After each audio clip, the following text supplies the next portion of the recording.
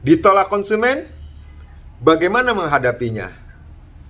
Jangan lupa linknya di like, di share, di komen, dan di subscribe jika itu bermanfaat.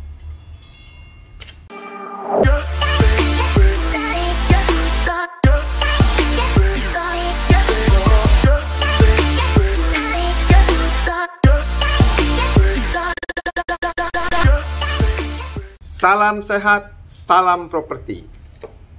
Sebagai broker atau agen properti, penolakan merupakan sesuatu yang biasa.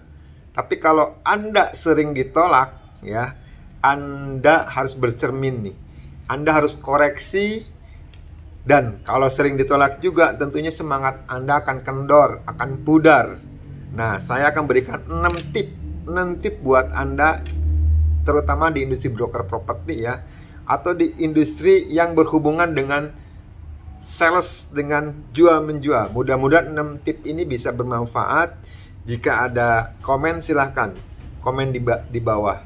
Semoga link YouTube saya ini bisa memberikan manfaat buat Anda yang lagi sering ditolak ya. Ingat, ditolak.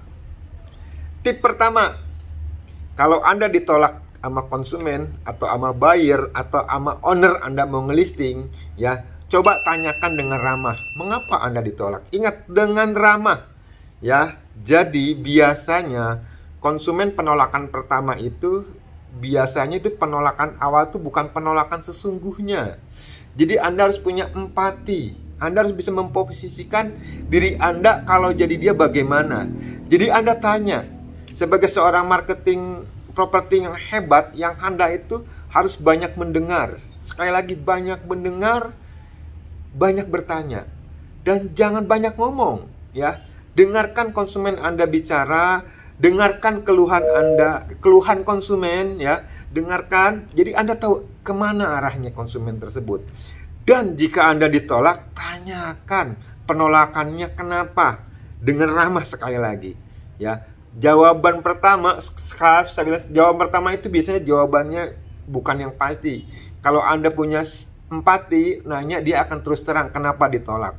Banyak faktor penolakan ya, mungkin dari harga, mungkin dari lokasi, atau mungkin dari accessibility, banyak banget. Tapi kalau penolakannya memang karena Anda harus bercermin. Nah, tip kedua nih, Anda harus bercermin dan berkaca kenapa dia nolak saya. Dan Anda juga harus lihat dengan kompetitor, kenapa dia beli ke sana, kenapa sama dia mau, sama saya tidak mau.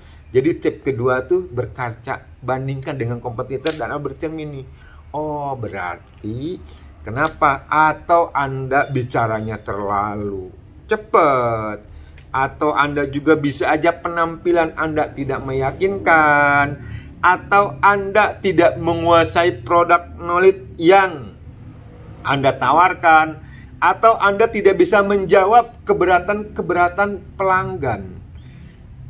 Jika mereka beli ke kompetitor atau beli ke orang lain dengan produk yang sama, berarti ada yang salah dalam diri Anda.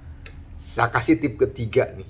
Tip ketiga itu belajar dan asah terus teknik marketing yang Anda miliki. Makanya di saat sekarang lagi work from home, banyak orang di rumah, banyak kegiatan yang dilakukan di rumah, Anda belajar terus mengasah diri. Banyak Zoom yang diberikan gratis, banyak link-link YouTube tentang properti, tentang jual beli, tentang negosiasi. Salah satunya link YouTube saya ini. Jangan lupa ya, sekali lagi, link YouTube saya ini di subscribe juga nih.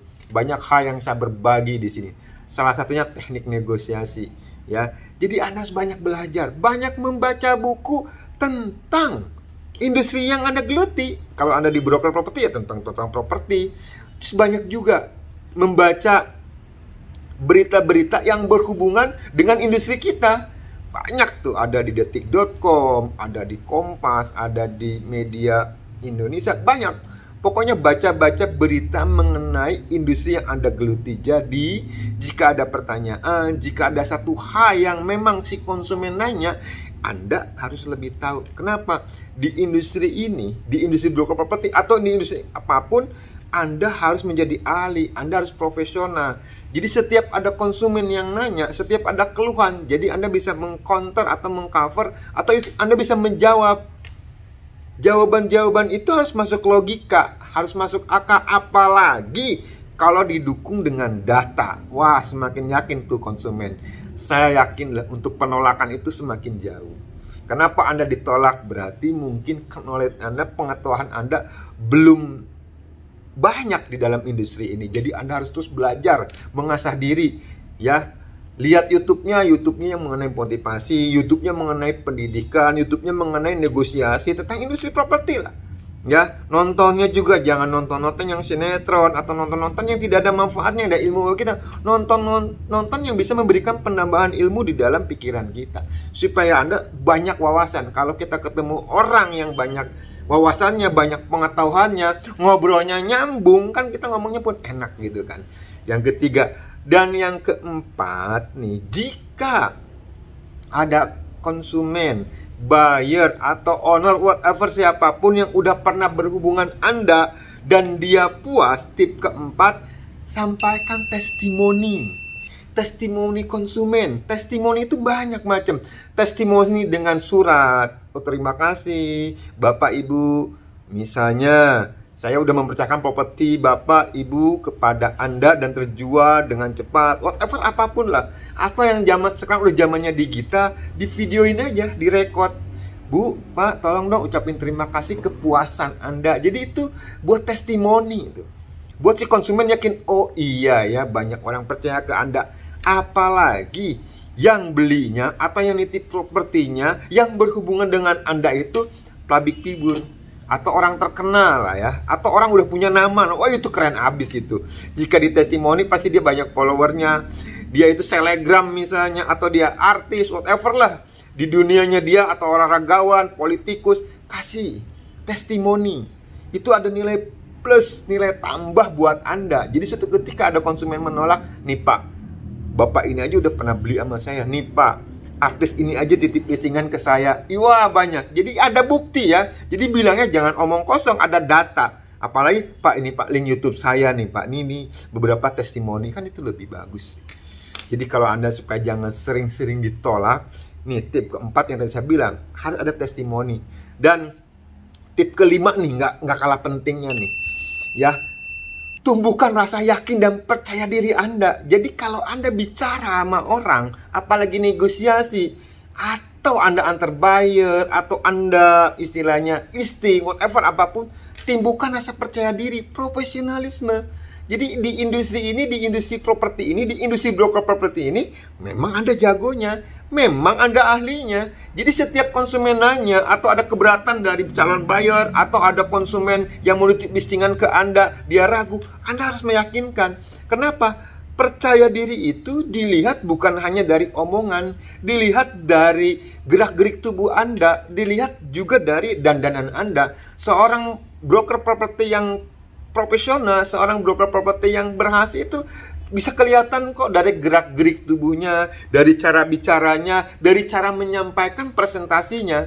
Jadi, jika Anda sering ditolak, nah perbaiki, tumbuhkan rasa percaya diri. Yakinkan bahwa di dalam industri ini Anda memang jagonya, Anda memang ahlinya. Jadi Anda percaya, tumbuh kepercayaan itu. Kalau Andanya nggak percaya tentang produk tersebut, Andanya juga merasa ragu, gimana orang mau beli? Anda sendiri yang ngejual aja ragu, gimana orang mau beli? Jadi yang kelima, punya percaya diri. Nah, yang terakhir nih, yang keenam nih, tip yang keenam buat Anda yang sering ditolak nih ya. Nih, anggap penolakan itu sebagai hal biasa dan normal. Jadi, saya memakai hukum Pareto. Jadi, hukum Pareto itu 100%, 80-20. Ya, jadi dari 10 orang ketemu, 8 menolak, bisa 2 jadi. Hukum Pareto nih, ya. Coba, hukum Pareto Anda tuh berapa? Jadi, kalau Anda ketemu 100 orang, 20 orang itu mau ketemu dengan Anda, berarti hukum Pareto Anda 80-20. Dari 20 orang itu, ya, beli misalnya ada 4, ya hukum Anda tetap 80-20, ada 4 orang misalnya.